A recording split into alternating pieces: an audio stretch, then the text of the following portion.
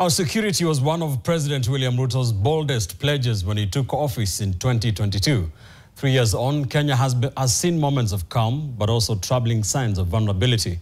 Tonight we take stock of the state of security under President Ruto's leadership. From resurgence of criminal gangs in cities to growing concerns over border integrity and foreign troop presence. NTV's Laban Shaban interrogates the state of homeland security. Ladies and gentlemen, His Excellency. 3 years into President William Ruto's administration, security remains both an achievement and a challenge. From terror threats to border disputes, cattle rustling to community policing, Kenyans are now asking whether the promises of a safer nation have truly been realized. The country is safer now. It's far much safer. And but you know, this is one sector that you cannot go to sleep and say it is done now and I can go to sleep. You just have to do it continuously. It is, it requires eternal vigilance. It's more political, but... Dr. Francis Xavier Ichani, a lecturer at Kenyatta University and a specialist in national security, diplomacy and peace, and seasoned security analyst George Musamali, help us analyze the state of security. I think on a scale of 1 to 10, I'll give him 5. Because during his presidency, we've seen some kind of improvement on the way we were handling cattle rustling in the North Rift region. And we've also seen a reduction on terror-related attacks along the Kenya-Somali border. Seemingly, nothing much has changed because the key threats to security and safety still remain. There's quite some improvement in terms of trying to provide ICT solutions to issues that are emerging in crime. The third anniversary of Ruto's administration comes at a time when Mandera is gripped by tension following claims that Jubaland forces crossed into the Kenyan territory.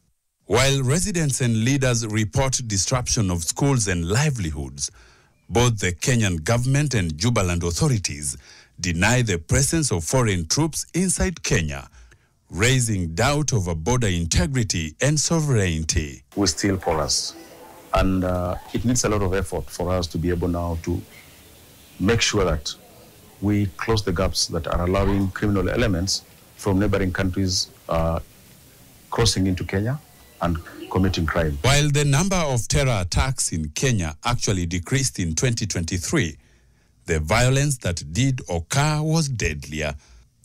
According to the Center of Human Rights and Policy Studies, there were 72 terror-related incidents last year, down from 77 in 2022, a 6% drop in frequency. But the human cost rose sharply.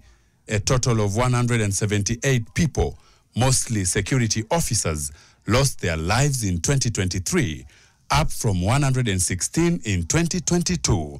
This shows that while attacks were fewer, they were far more lethal and devastating. The front lines remain the counties bordering Somalia. Mandera was hardest hit, recording 25 attacks, followed by Garissa with 23, Lamu at 21, and Wajir with 3 recorded incidents.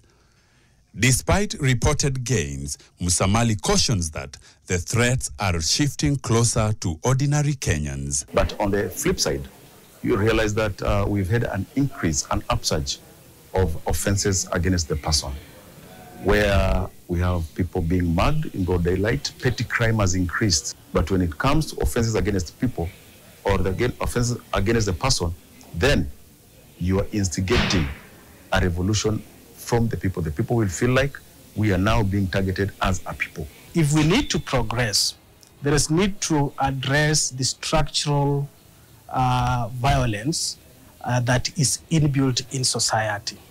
For instance, we have issues of poverty, we have issues of corruption, which are still affecting the security sector. Kenya has intensified efforts to combat cattle rustling in the North Rift. A government crackdown led to a significant decrease in livestock theft, with over 39,000 fewer cattle reported stolen, between 2023 and 2024. However, the region continues to face challenges.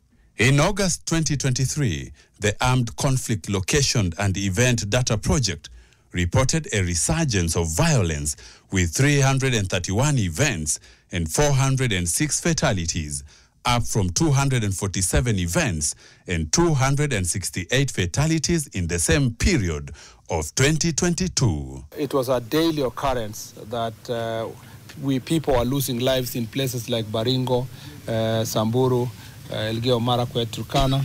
Those numbers have significantly reduced, actually over 70%. I, Onesmus Kipchumba Murkomen. In December 2024, Kipchumba Murkomen was appointed the Interior Cabinet Secretary, a position previously held by Kithure Kindiki. The appointment was part of a strategic cabinet reshuffle following Kindiki's elevation to deputy president. While Kindiki focused on legislative oversight, Murkomen's appointment signaled a more hands-on approach to security management, particularly in counter-terrorism and border operations, launching Community Baraza dubbed Jukwaa la Usalama to strengthen community policing. So how are you talking about community policing to us, yet you're the same face of brutality? The approach is wrong.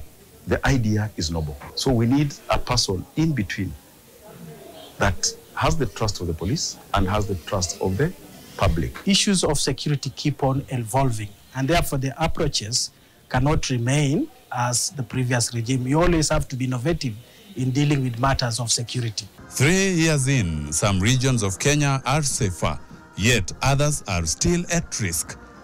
As President Ruto moves into the second half of his term, ensuring security across the country is now a test of his leadership.